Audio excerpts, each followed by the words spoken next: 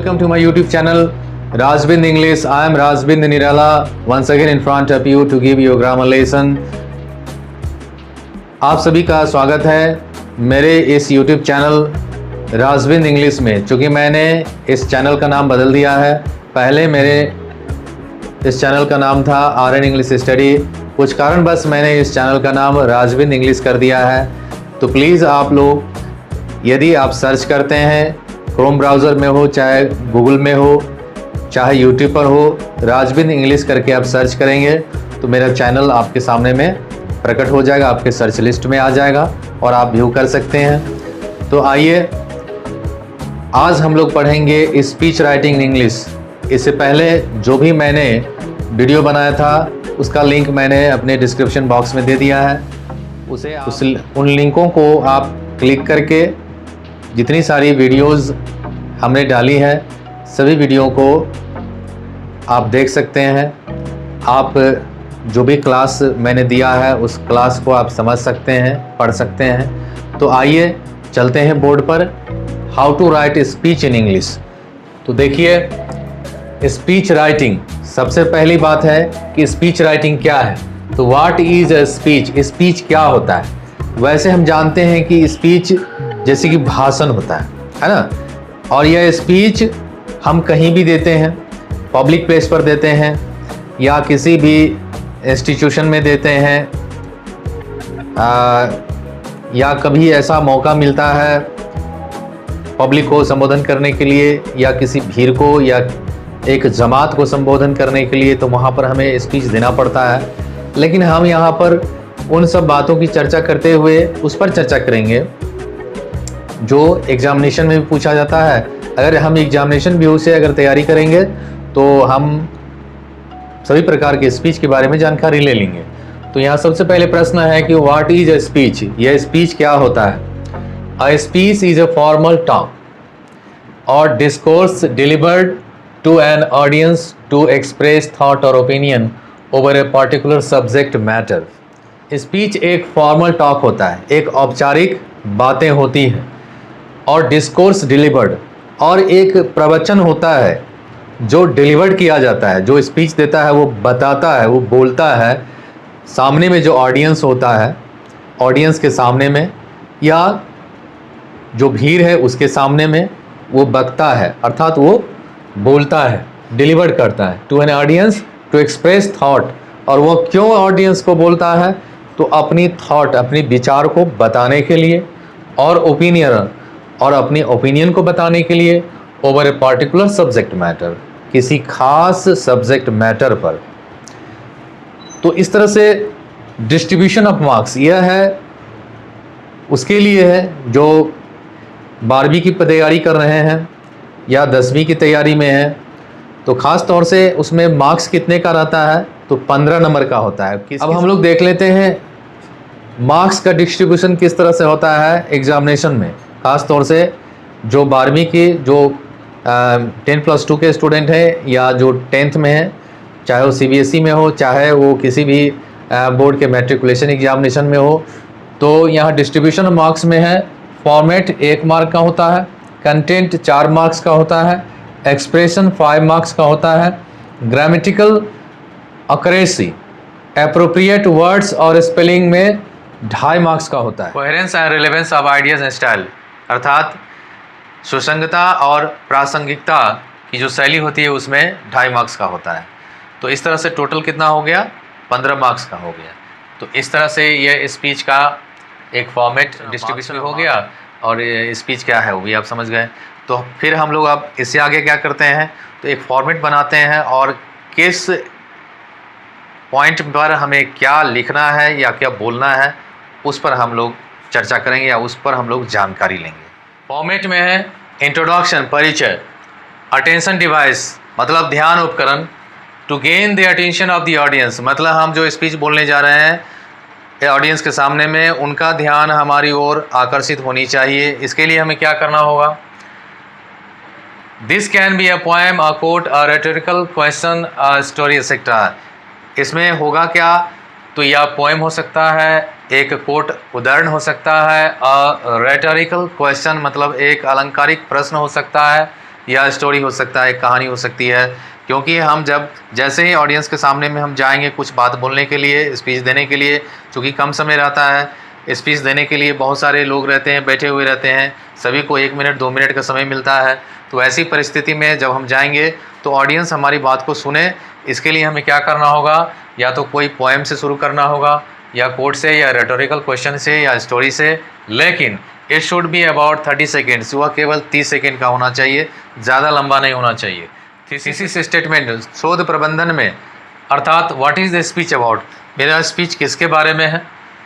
1-2 sentence, 1-2 sentences introducing your topic to your audience. 1 या 2 sentence हम अपने टॉपिक को इंट्रोड्यूस करेंगे ऑडियंस के सामने में। फॉरकास्ट ऑफ मेन पॉइंट, मुख्य बिंदुओं का पूर्वानुमान। What are my 3-5 speaking points, मेरा जो स्पीकिंग पॉइंट्स है वो 3-5 पॉइंट क्या हो सकता है वो बताएंगे। 1-2 sentences telling the audience what points you will be covering, हम अपने ऑडियंस को यह बताएंगे 1 या 2 सेंटेंस कि मेरा जो ये स्पीच है, उस स्पीच को सुनने के बाद या मेरे द्वारा बताने के बाद हम 1-2 पॉइंट किस पर कवर करेंगे, किस बात को हम जानकारी ले लेंगे, उसके बारे में बताएंगे। Thesis and forecast should be about 30 second together. इसके बाद ये जो थीसिस है या फोरकास्ट है, दोनों के विषय में जो हम बोलेंगे वह केवल 30 सेकेंड का होना चाहिए, ज़्यादा लंबा नहीं होना चाहिए। पॉइंट, ये जो फर्स्ट पॉइंट है उसको हम क्या करेंगे, जोड़ेंगे। How I get into my first main point, मेरा जो ये फर्स्ट मेन पॉइंट है उसको मैंने कैसे प्राप्त किया। मैं आपके सामने जो डिलीवर करने जा रहा हूँ वह स्पीच मैंने कैसे प्राप्त किया, मेरे दिमाग में वो विचार कैसे आया, उसको बोलना है। 1 or 2 sentences return to transition intro the body and first point, हम 1-2 सेंटेंस क्या करेंगे, तो ये जो बदलाव है बॉडी में, मैंने अब हम बॉडी के बारे में बताएंगे, स्पीच का जो बॉडी है उसमें, तो उसमें हम क्या करेंगे, 1-2 पॉइंट बोलेंगे उसका, फर्स्ट पॉइंट का। उसके बाद entire intro should be near about 30 second, फिर पूरा जो इंट्रो होगा, परिचय होगा, वो 30 सेकेंड का होना चाहिए। बॉडी में है 3-5 मेन पॉइंट्स, इसमें 3 से 5 मेन पॉइंट बोलना है, बहुत कम समय में बोलना है, ज़्यादा समय नहीं लेना है। Description of first point with सब पॉइंट्स, ये जो फर्स्ट पॉइंट है उसको हम डिस्क्राइब करेंगे, 1-2 सब पॉइंट्स, उस पर हम 1-2 पॉइंट्स को जोड़ेंगे उसके बारे में बताने के लिए। कंक्लूजन में है it should be near about 30 seconds long, ये भी 30 सेकेंड लॉन्ग होना चाहिए कंक्लूजन में। समरी ऑफ मेन पॉइंट्स, हमारा जो मेन पॉइंट है उसको समराइज़ करेंगे, बहुत शॉर्ट में बताएंगे। That is summarize the points you have just talked, आपने जो अभी भी बोला है उसको आप समराइज कर दीजिए, क्योंकि आपको अब भाषण समाप्त करनी है। इस तरह से हम भाषण देने के लिए जब भी जाते हैं तो इतनी सब बातों को हमें ध्यान रखना है। एक बात और, हमें भाषण देते समय क्या क्या बोलना चाहिए और क्या स्पीच डिलीवर करते समय हमें किन किन बातों पर ध्यान देना चाहिए, इसके लिए मैंने कुछ पॉइंट्स लिख दिए हैं, आप इसको देख लीजिए। Points to be noted, point क्या होना चाहिए। Do not begin ladies and gentleman, good morning, thank you for having me. हम इन बातों से अपनी स्पीच को शुरू नहीं करेंगे। जब हम ऑडियंस के सामने में जाएंगे तो ये नहीं कहेंगे good morning ladies and gentleman, क्योंकि बहुत सारे लोग इन बातों को बोल चुके रहते हैं और पहली बार जो जाता है बोलने के लिए वह इस बात को पहले ही बोल दिया रहता है, तो एक ही बात को सारे लोग जा कर के बार बार बोलेंगे तो वहाँ वो ख़राब हो जाएगा, इसीलिए हमें यह नहीं कहना चाहिए। A simple good morning and a smile is greater than drive straight, मतलब हमें क्या करना है, सिंपली गुड मॉर्निंग बोलना है और स्माइल कर देना है, इतना काफ़ी है और बाकी कुछ बोलने की आवश्यकता नहीं है, क्योंकि हमारे पास बहुत कम समय रहता है। बिगिन विद ए स्टोरी, मैंने पहले ही बता दिया है कि जब हम स्पीच डिलीवर करते हैं तो उसमें सबसे पहले क्या करना है, हमें या तो स्टोरी से या पोएम से या कोट से या रेटोरिकल क्वेश्चन से हमें शुरू करना है, ताकि हमारा जो स्पीच है वो ज़्यादा प्रभावशाली होगा। इसीलिए begin with a story, stories are an effective way to start because they are inherently interesting, क्योंकि ये क्या है, क्योंकि यह स्वाभाविक रूप से बहुत ही रुचिकार होता है। Begin with A shocking statement, statistics, conventional wisdom which will surprise your audience member and increase listeners.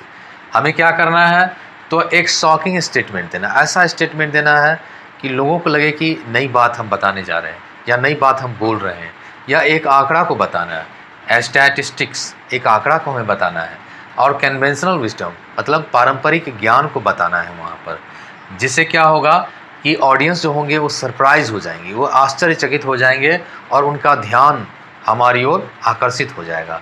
तो इस तरह से हम स्पीच को इस तरह से आप लोगों ने इसके बारे में, स्पीच कैसे डिलीवर करना है उसके बारे में जानकारी ले लिया। इस टॉपिक को पढ़ने के बाद आप ये समझ गए कि स्पीच को डिलीवर कैसे करना है। मैंने पॉइंट्स भी बता दिया है, आप इसको अपने नोटबुक पर लिख लीजिए। और ऐसा अगर टॉपिक्स पर अगर आप चाहते हैं कि मैं वीडियो बनाऊं तो ज़रूर कमेंट कीजिए, क्योंकि आपका कमेंट ही मुझे ये बताएगा कि आप क्या चाहते हैं। यदि आपको सब्सक्राइब नहीं किया है तो सब्सक्राइब कर लीजिए, बेल आइकन को दबाइए, लाइक कीजिए और अधिक से अधिक शेयर कीजिए। अपने कमेंट बॉक्स में ज़रूर ये लिखिए कि आप और क्या चाहते हैं। यदि आपका कमेंट मेरे पास आएगा तो मैं उसको समझूंगा, फिर मैं उस टॉपिक्स पर वीडियो बनाऊंगा, क्योंकि मैं ग्रामर पर भी वीडियो बना रहा हूँ, स्पोकन पर भी बनाऊंगा। Thank you.